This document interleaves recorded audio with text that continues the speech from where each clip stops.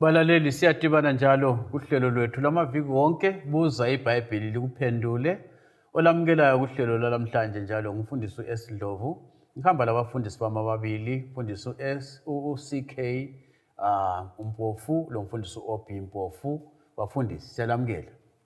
Siyabonga. Salibonani balaleli. Siyalamukela kuhlelo lwethu buza ibhayibhili likuphendule okhuluma ngumfundisi uMpofu CK. Salibonani balaleli. Siyalamukela njalo kuhlelo lwethu lwale iviki okhuluma ngumfundisi OB Mpofu. Siyabonga abafundisi. Sikelani balaleli ngiphinde inombolo zocingo funa abanye bangena lamhlanje bokuqala 0718 444 196 ku WhatsApp nxa ufuna ukuthumela umbiko wakho lombuzo wakho. Nxa ufuna ukuchaya ucingo 078 620 4000 078 620 4000. Uvike eliphelileyo sikhulume ngoJesu bafundisi lemthetho elithumi. Sifuna ukuthi ke sikhangele lamhlanje uJesu umpostoli Paul labanye abapostoli ubana bathini bona ngemthetho elithumi. Besingajula kakhulu kuTestament elitsha kodwa isikhathi sifitshane siza kuthinta ke kulezo zindawo. Uthini umpostoli Paul nxa sikhangela imithetho elithumi bafundisi? Siyabonga mfundisi. Sizafunda kwabaseRoma ngo3 ivesi ngelika 19.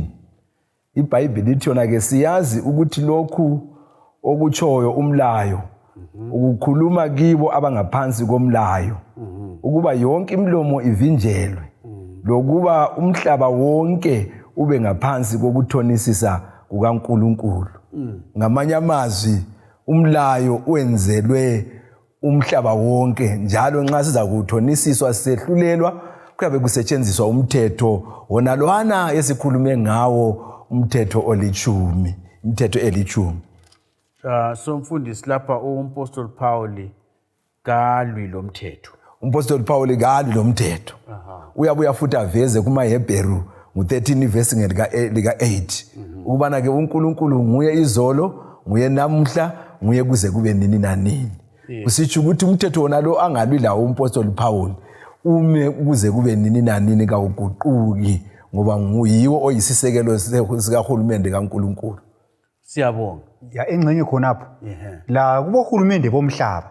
Siyakwazi ukuthi wonke umuntu oyicitizen yalapha eZimbabwe uphila ngaphansi kweconstitution. Akula umuntu ongathi amnanya zenzela umathanda. Uyabotshwa uhulumende kumbe ngabomthetho. So umthetho kaNkulunkulu lawo yiwo obusa uhulumende kaNkulunkulu. Uhulumende kaNkulunkulu izidalwa zonke ezisemhlabeni. Yikho ke uNkulunkulu yiwaza usebenzisa njengesilinganiso ekwahlulelweni kwakhe. Bathi bona ngesilungu bafundisi i-moral compass. Yes. Ukuthi ngesilungu i-moral compass uthi nxa ungasela mthetho kasisakwazi ukuthi siqonda ngani. Kuyaba lento okuthiwa i-chaos ngesikhiwa. Anarchy. Yes. Into engaqedakaliyo kulahleke konke khona okhuyana. Yes. Sifuna ukukhangela uPaul ngoba bakhona abafundisi abathi bona uPaul uthi yena imithetho kayisasebenzi kayisancedi. Kuyini okunye sikubonayo eBhayibhelini lapha ngomthetho? Siyabonga sikhangela umpostoli uJakobe. Umpostoli uJakobe uyakhuluma ngomlayo kuJakobe ngu1 ivesi ngu22 sisiya ku25. Uthi yena wobani ngabenzi belizwi lingabi ngabalizwayo kuphela ilizwi lizikhohlisa ngoba uba umuntu engolizwayo ilizwi engesuye olenzayo ufana lomuntu obuka ubuso bakhe esibukweni ngoba uyazibuka asuke abe sekhohlwa masinyane ukuthi ube ngonjani. Kodwa lo okhangelisisa emlayweni opheleleyo umlayo okhululayo abambelele kuwo engesuye ozwayo nje akhohlwe kodwa engowenzayo asebenze uza kuba ngobusisiweyo ekwenzeni kwakhe. So iBhayibheli lapha ifanisa umlayo kaNkulunkulu lesibuko. Antu uyayibona indaba. So umlando wesibuko yikukutshengisa ukuthi ithayi itshekile. Antu uyayibona indaba. So isibuko asilacala sona. Hayi kodwa sona indima yaso yikutshengisa ukuthi ithayi itshekile. Futhi isibuko kasilungisa ithayi. Kodwa sona senza umlando wokutshengisa ukuthi ithayi itshekile. So umlayo kaNkulunkulu uveza isono. Umlando womlayo kumbe umsebenzi womlayo yikusivezela isono kodwa umlayo kawususi isono. umlayo uyangitshengisa ukuthi ngiyasilela ngiyisoni kodwa ongisizayo ngubani nguJesu so umlayo uyisibuko akuvumi phela ukuthi isibuko lesiyana ngingathi sesintjengisile ukuthi ithayitshekile bese ngizonda mina ukuthi isibuko wona sibuko le problem wena sengithatha sengikutshayelela phansi kodwa akutshintshi lutho ithayi nxa itshekile injani itshekile ngaze mbulala isibuko ngihambe ngiyedinga esinye kumbe nginikela ngithenge esinye esingcono siyakutshengisa ukuthi ithayi injani itshekile so uhlupho kasosibuko uhlupho yithayi itshekile so uhlupho asomthetho kaNkulunkulu uhlupho yimi isoni kodwa uhlupho lwesono lulungiswa mbani nguJesu so umthetho uyaveza isono olungisa indaba yesono ngubani nguJesu Mfundisi ukwenza kube sobala kube kuhle kakhulu. uPaul uyakhuluma yini ngakhona okufana nayo ukuthi umthetho yesibuko umfanekiso ofana nayo? Siyabonga mfundisi. Singafunda incwadi yabaseRoma ngo3 ivesi ngelika 20. IBhayibheli ithi yona ngoba ngemisebenzi yomlayo ngakho oza kulungisiswa phambi kwakhe. Lokhu ngomlayo kuvela ukwazi isono kuphela. Uyagcizelela wona lana amazwi afananayo kubana ke umlayo umsebenzi wawo omkhulu yikubana ke usivezele ukuthi isono kuyini. Kasisindiswa yikugcina kodwa ke uyasitshengisa lapho kumele silungise khona. Nizafunda futhi enye ivesi mfundisi engxenye kwabaseRoma ngo7. Ivesi ngelika 7. Ithi yona ke pho ke siza kuthini na? Umlayo uyisono na? Phinde. Kodwa ke bengingayi kusazi isono uba kube kungekho umlayo. Bengingayikwazi umhawu uba umlayo ubungachongo ukuthi ungabi lamhawu. Kodwa isono sathola ithuba ebengifuna ngo7 kakhulu. Ngamanye amazwi uyacacisa lapho ukuthi umlayo injongo yawo ikubana ke usazise isono. Ukuze sibe kwazi ukuthi ukuhawukela kakulunganga khona okhana ukukhulunywa emthethweni eli10 sikwazi ngoba ngenxa yokuthi kukhulunywe emlayweni. So umsebenzi omkhulu omlayo ukuthi usikhombele lokusitshengisa isono. Kodwa ke ukuze senelise ukuthi siugcine lo mlayo sidinga ukuthi uJesu abe nguye ophila phakathi kwethu. Ngifisa ke siyelule kancane mfundisi khona phana obale khona ukuthi uthi ngesikhiwa thou shall not covet. Right. Ukuhawukela, ukunqanela, ubugovu, ukwaba, ukubuthelela, ukuthi khona nxa kuyikuthi akula kube njengani? Nxa kuyikuthi umthetho ekhuluma ukuthi ungabutheleli kumbe unganqwaneli. Awusozwazi ukuthi yona. Kodwa ngenxa yokuthi umthetho ukhulumile ukuthi ungabohawukela kumbe unqanele indlu kamakhelwane loba kuyini kwakhe. Ungakwenza khonokho uhlukwazi ukuthi siweqile umlayo. Anti kule vike sesakhuluma ukuthi khona kwesisikhathi umuntu uyabona isisebenzi sikamakhelwane. Yebo. Abasesithi hola malini ngale. Unika malini amtshela athi mina ngakunika imali engcono. Uyabe sona yini anti umnika imali engcono. Uyabe sonile khona phana ngoba usehawukele isebenzi sikamakhelwane. Okumenza bonke wona ukuthi umthetho ungahawukeli isebenzi sikamakhelwane. So uPaul uthi yiumsebenzi womthetho wona lo. Siyabonga. Uthini uPaul kwabaseGalatia? UGalatia? Uthini mfundisi Opi? AbaseGalatia ngo3 ivesi ngo24. Uthi yena ngakho ke umlayo wawungumlondolozi wethu. Kwaze kwafika uKristu. Ukuze silungisiswe ngokukholwa. Engcenye singathinta ngamafitshane ukuthi ngensuku zeBhayibheli umuntu owawuthwa ngumlondolozi ngumuntu owayeqhatshwa ngabazali.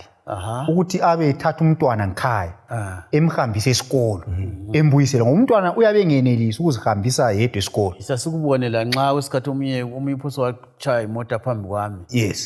Kuba nzima nxa ungelamuntu omkhangele umntwana. So nguyabe emncedisa ukuthi ugqoka so nika ama instructions. Xa kwesikhathi sethi uchapha umgwaqo bonke uchapha ukuthi angachaya izimoto. Exactly. Umntwana lwana angakhula uyabe esezihambela yedwa esikolo. But akuthi ukuthi akusela mthetho. Kodwa ukuthi umntwana sekhulile. Antu uyayibona indaba. So umntwana akasadingi imlondolozi ngoba sekhulile. But ukuthi umntwana akasadingi imlondolozi akuthi ukuthi vele imithetho sikhansilile. Ukuthi umntwana akasadingi umuntu ongamlandelela ngoba sekhulile imithetho useyazi. Imithetho sisengqondweni. Ayiguqukanga imithetho le. Imithetho ayiguqukanga. Imithetho kayisuswanga. Antu uyayibona indaba.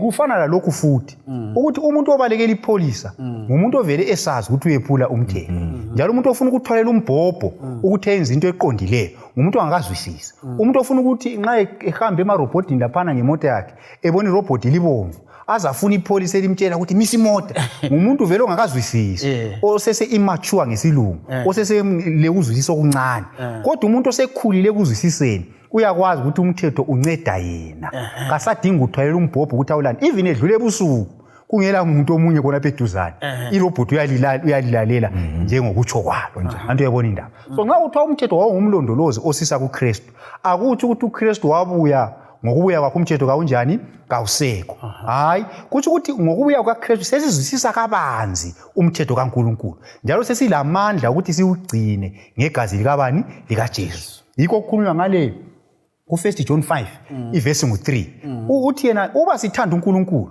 sibonakala ngokugcina umlayo yakhe njalo imithetho yakhe kayinzima antu uyabona indaba so umuntu osekhulile kathi imithetho kaNkulunkulu inzima ngoba uyakwazi ukuthi imithetho kaNkulunkulu iluthando njalo iveza uthando kuNkulunkulu lakwabanye abantu then okunye futhi imithetho le yona ngokwayo asingeke sayigcina kungela gazi likabani likaJesu yikho laphana ku1 John chapter 1 ivesi ngu7 lo9 ikakhulu verse 9 uthi uba sivuma izono zethu ulungile njalo uthembekile kuba njani asithethelele so uNkulunkulu aso umuntu lwana ofaka umthetho okumaka abantu ukuthi umuntu engawona sehle emgamula umuntu angawona sehle emgamula uthi nxa umuntu angaphambanisa abuye kuJesu avume uyathethelela kodwa uJesu kamthethelela ukuthi aqhubeke enjani esona uyamthethelela aphinde amnika amandla okugcina imithetho funde singakadluli khonapho ngabuyela ukuthi kulabanye abathi imithetho le inzima baze bathi akula muntu vele ongayigcina yonke ngo10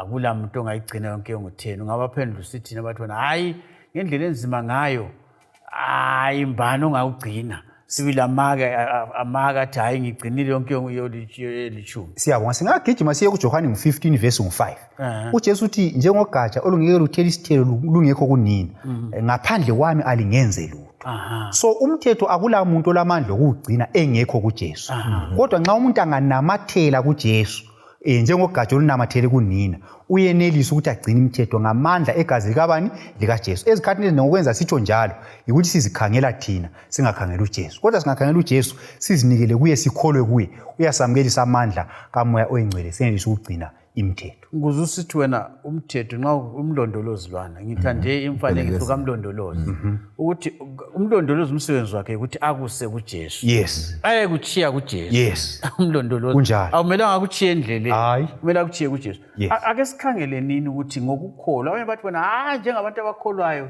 umuntu okholwayo akasawudinga umthetho umuntu osindisiwe ngomusa nxa ususindisiwe bakubeka ngaleyo ndlela kawusadingi imithetho Siyabonga nzafunda kwabaseRoma ngu3 ivesi ngelika 31 iBhayibheli lithona ke ngakho ke siyawenza umlayo ube yize ngokukholwa na phinde kodwa siyawuqinisa umlayo ngamanye amazwi lapha umpostoli uPaul uyakubeka kucace ukuthi ukukholwa kuyawuqinisa umlayo bese ngisiyafunda encwadini yabaseRoma ngu6 ivesi ngelika 1 lo 2 ithi ngakho ke siza kuthini siza kuhlala esonweni ukuba kwande umusa na phinde thina esafa mayelana lesono singaba sisasila kanjani kusona ngamanye amazwi lapha umpostoli Paul uyagcizelela futhi ukubana ke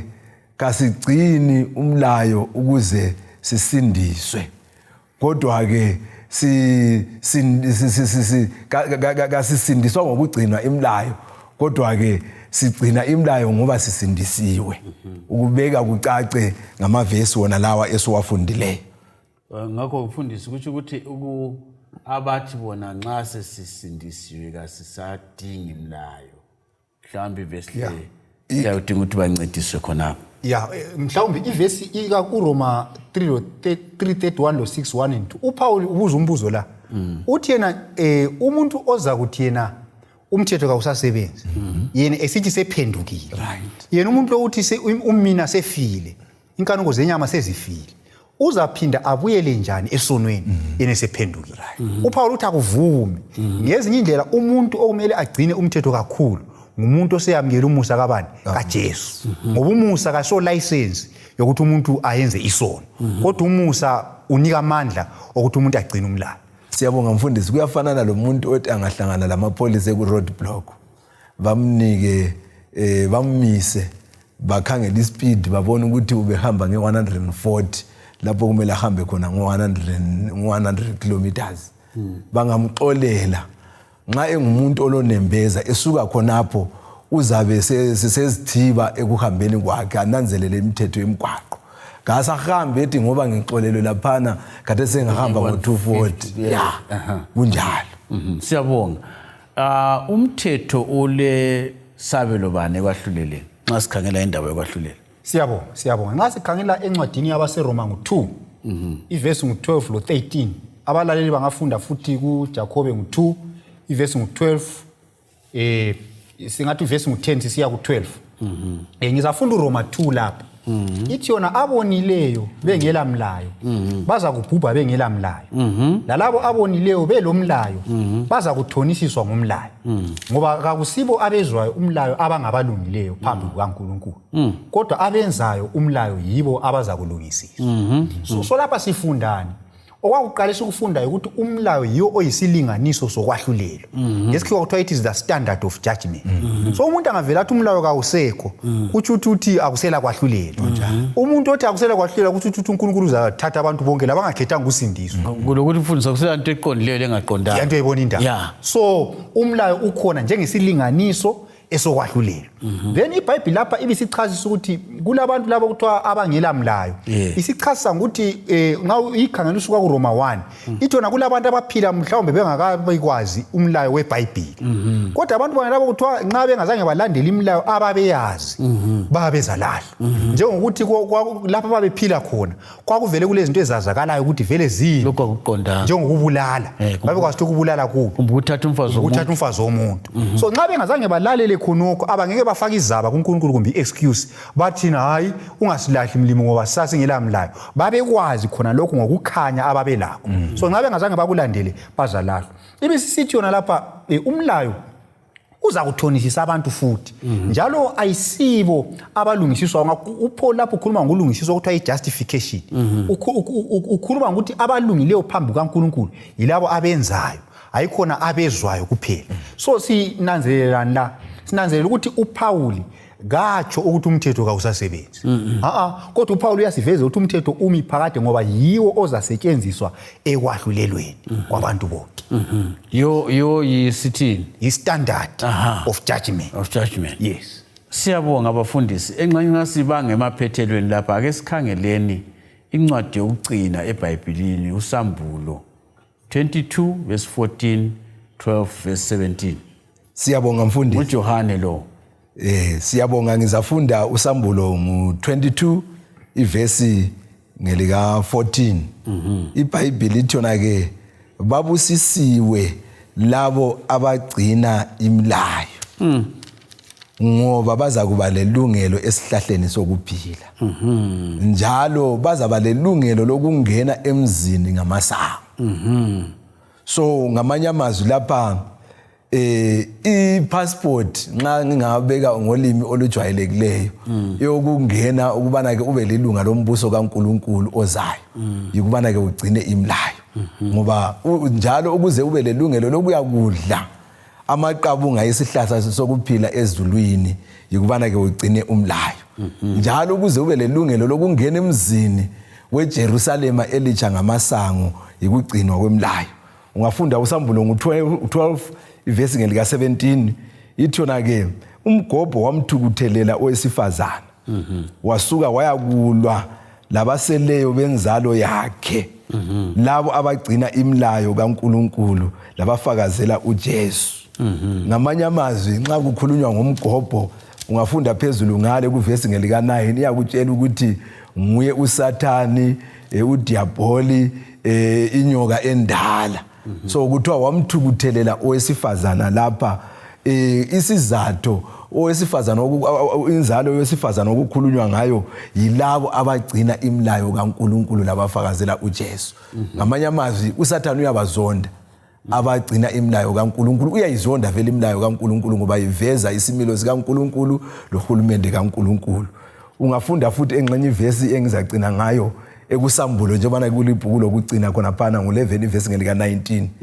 Ithi yona ke kwasokuvulwa itempeli likaNkuluNkulu elisezulwini.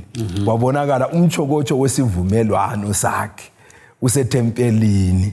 Sikhumbule ezifundweni esike sabalazo emuva ngale ukuthi phakathi kwalo umchokocho wesivumelwano kulapho okulemthetho kaNkuluNkulu elithumi iphakathi kwebhokisi lona lomchokocho wesivumelwano.